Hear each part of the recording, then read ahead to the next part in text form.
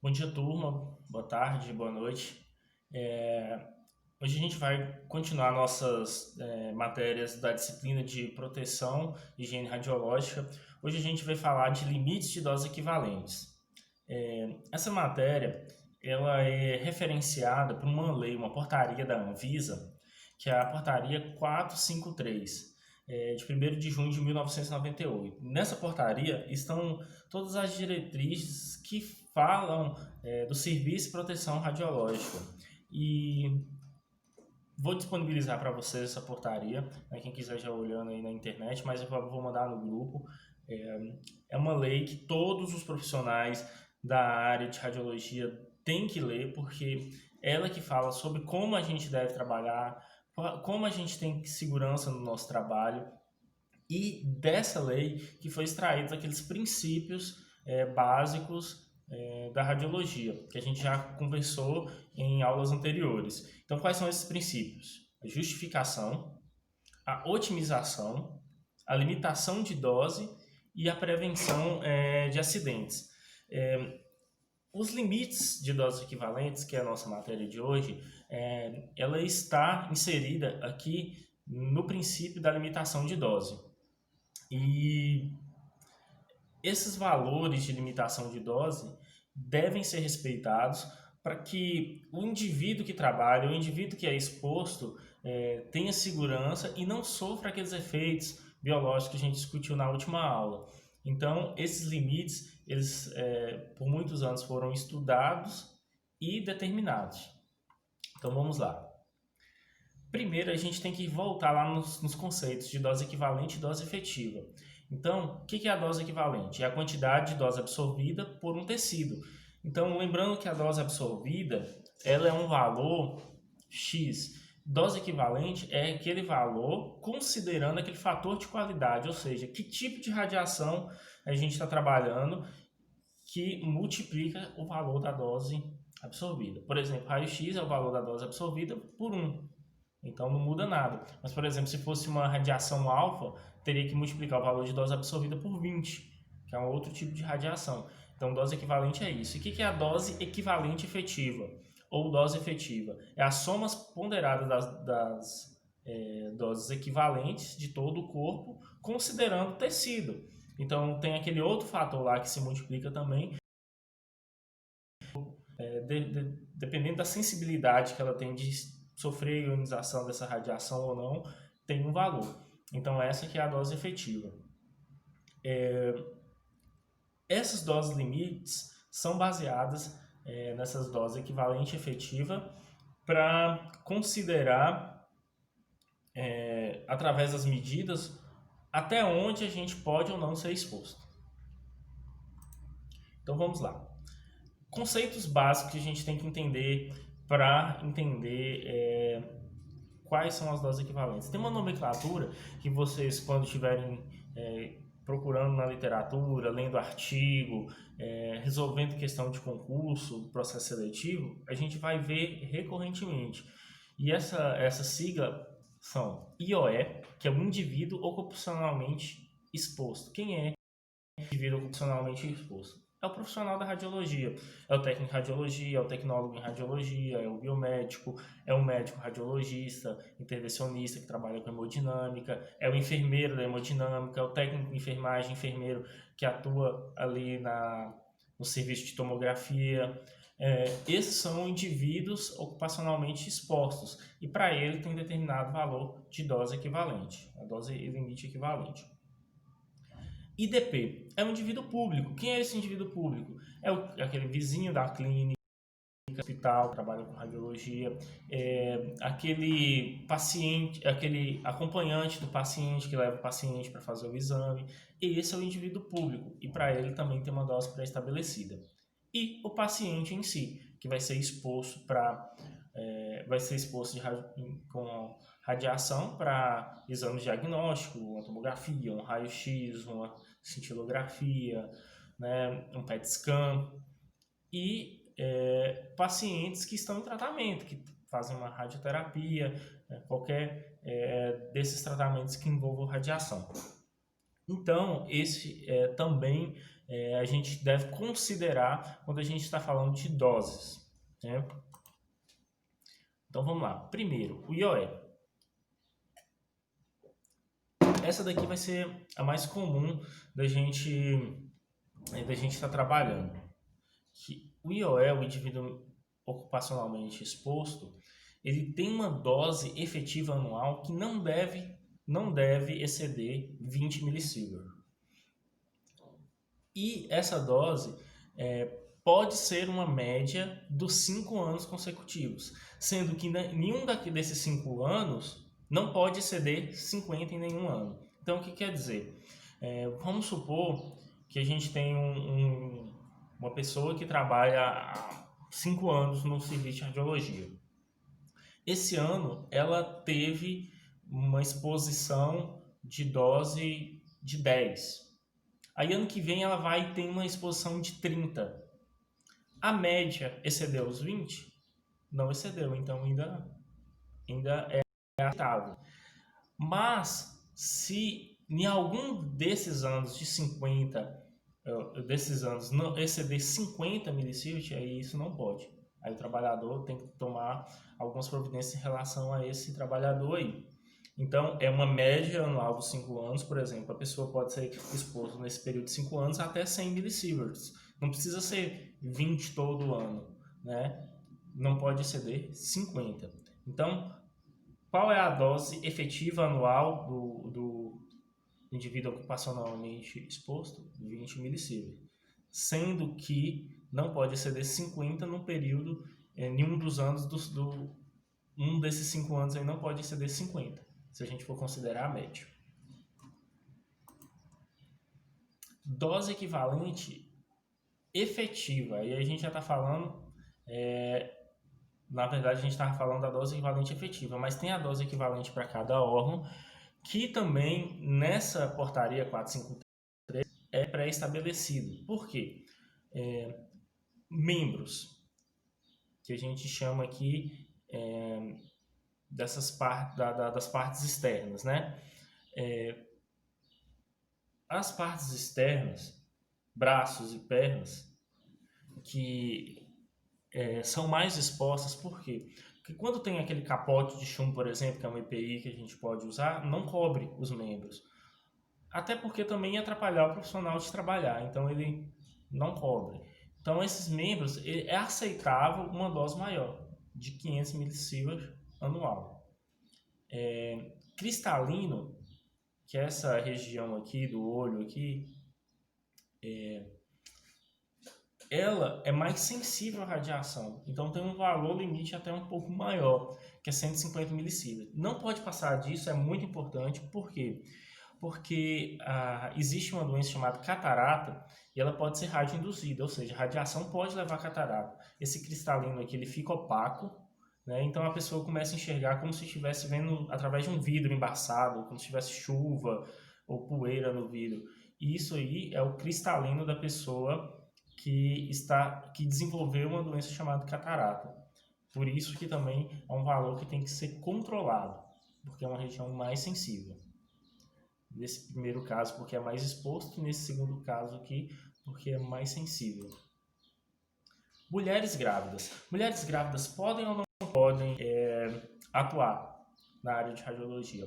Pode, desde que siga as medidas pré-estabelecidas lá na portaria 453. Quais são essas medidas? Então, para mulheres grávidas, devem ser observados os seguintes requisitos adicionais de modo a proteger o embrião ou feto. Então, no intuito de proteger o embrião ou feto, a gravidez deve ser notificada ao titulado de serviço tão logo seja constatado. Então, tem uma pessoa responsável, que chama titulado de serviço, a gente vai ver isso quando a gente estiver vendo planejamento.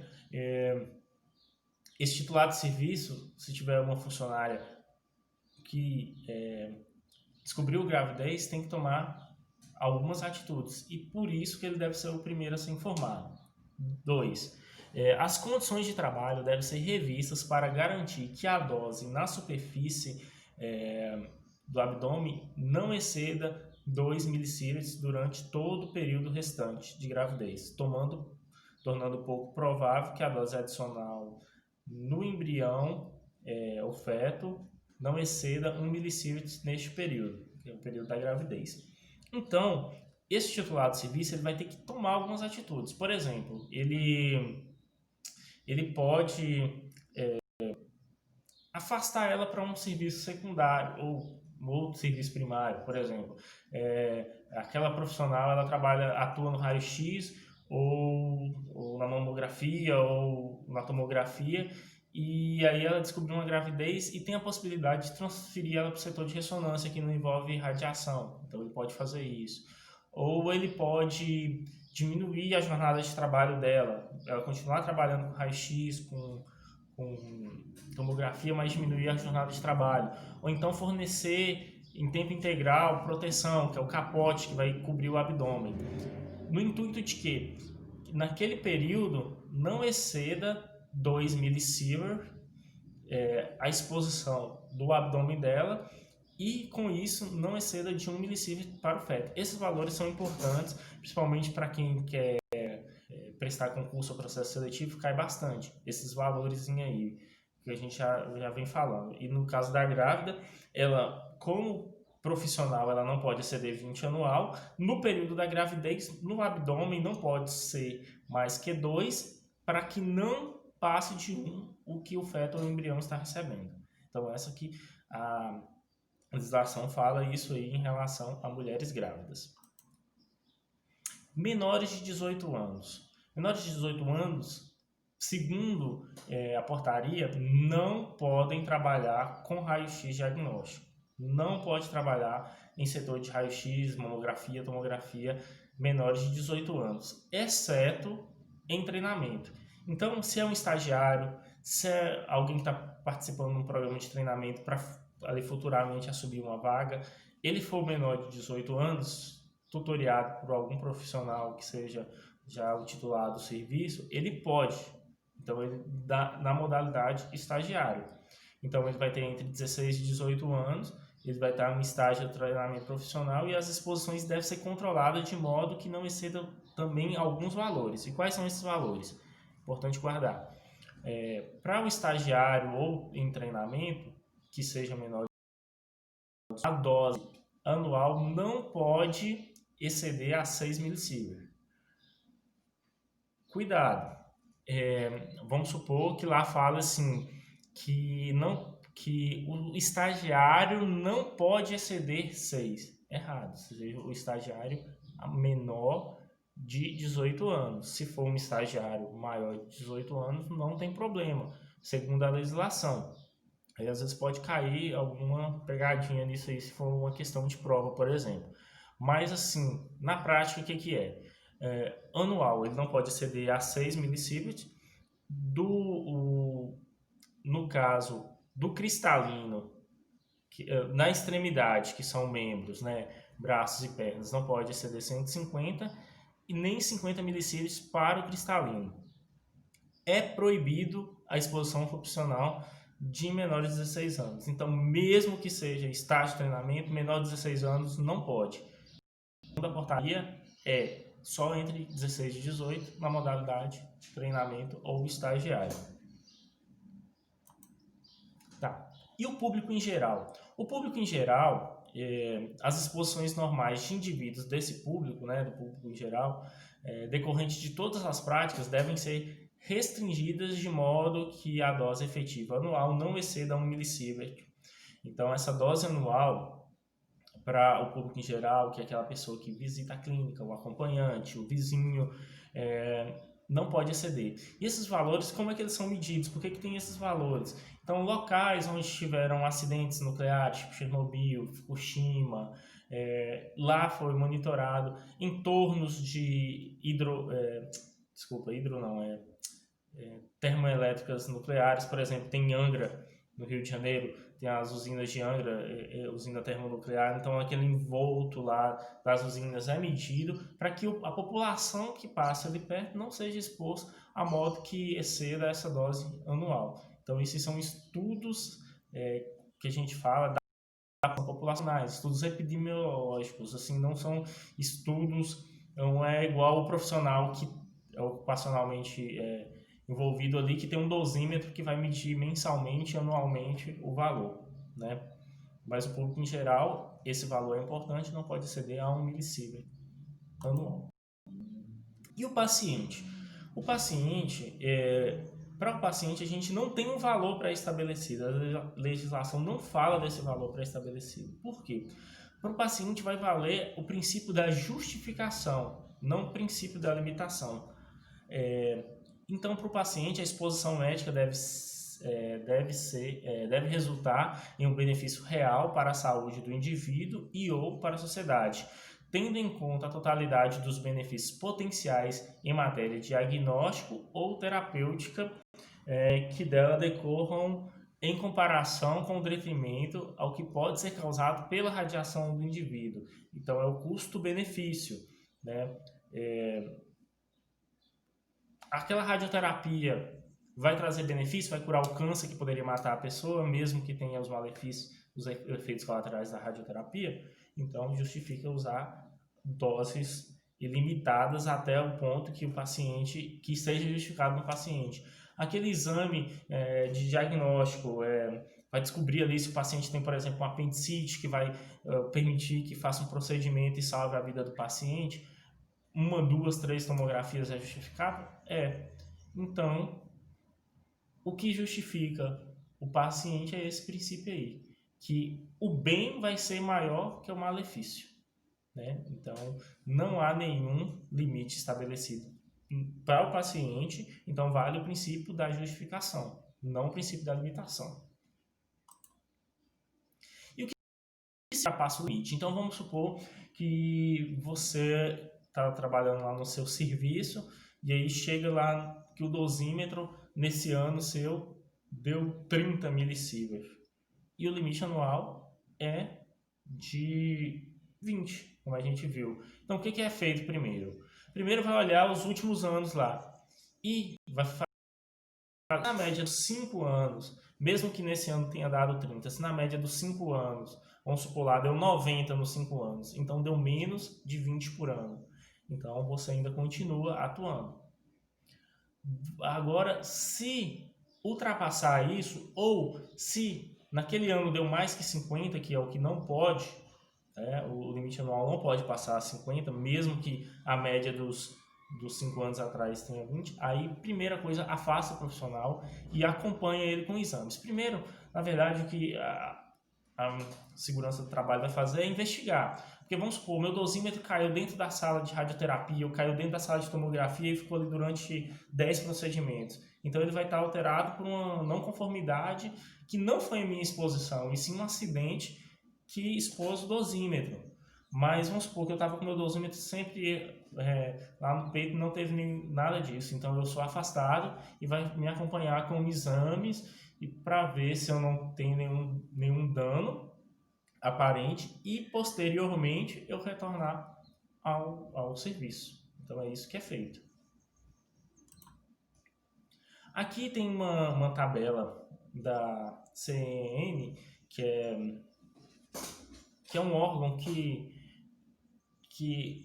gere a energia nuclear, mas ela vale também para quem trabalha com radiodiagnóstico também, o radiotratamento.